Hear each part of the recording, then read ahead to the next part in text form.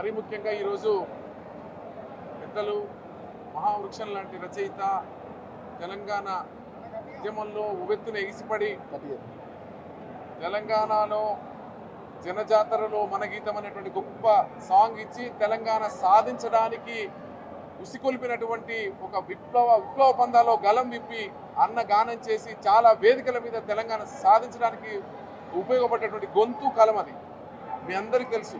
జనజాతరలో మన గీతం జేకేతనమయ్య గరాలి, జనజాతరలో మన గీతం జేకేతనమయ్య గరాలి, జంజామారిత జన నినాదమై జేగంటలు మ్రోగించాలి, ఒకటే జననం ఓహో ఒకటే మరణం ఆహాహా, జీవితమంతా ఓహో జనమే మననం ఆహాహా, కష్ట నష్టాలెన్నెదురైన కార్యదీక్షతో తెలంగాణ జై బోలో తెలంగాణ గలగచ్చనలా జడివానా, జై బోలో తెలంగాణ నిలువెల్లగా యాడవీనా.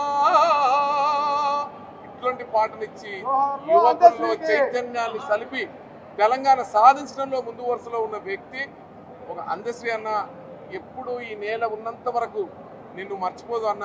ఎందుకంటే మరీ ముఖ్యంగా నువ్వు మా 20 సంవత్సరాల క్రితమే మాయమైపోతున్నాడమ్మా మనిషి అన్నవాడని మనిషి విలువల గురించి మాయమైపోతున్నాడమ్మా మనిషి అన్నవాడు, మాయమైపోతున్నాడమ్మో మనిషి అన్నవాడు, ఓ మత్సుకైనా లేడు చూడు మనవత్వం ఉన్నవాడు, కూటికో నోటికో ఒక్కడే ఒక్కడు ఈ ఆడవున్నడ కాని కంటికే కనరాడు, మాయమైపోతున్నాడమ్మో మనిషి అన్నవాడు, ఓ మత్సుకైనా లేడు చూడు.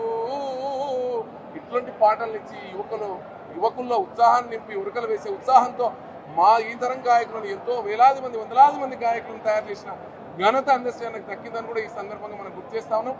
ఏది ఏమైనప్పటికీ అందశ్రీ అన్న ఇంకా ముందు తరాల్లో 100 సంవత్సరాలు నేల గుర్తుంచుకునే మాదిరిగా రాష్ట్ర ప్రభుత్వం గుర్తించాలని మనస్ఫూర్తిగా మంత్రి గారిని కోరుకుంటూ రాబోయే రోజుల్లో అవార్డ్స్లలో కానీ రాబోయే రోజుల్లో అన్నకు ఏదైనా గొప్ప గొప్ప పేర్లు పెట్టి కూడా ఇంకా వచ్చే తరాలకు 100 సంవత్సరాలు భావి తరాలకు అన్న మహాకవి ఒకానొక కాలంలో ఉన్నాడు అని తెలియజేసే మాదిరిగా రాష్ట్ర ప్రభుత్వం గుర్తించాలని మనస్ఫూర్తిగా కోరుకుంటున్నాను. జోహార్ అందశ్రీ, జోహార్ అందశ్రీ.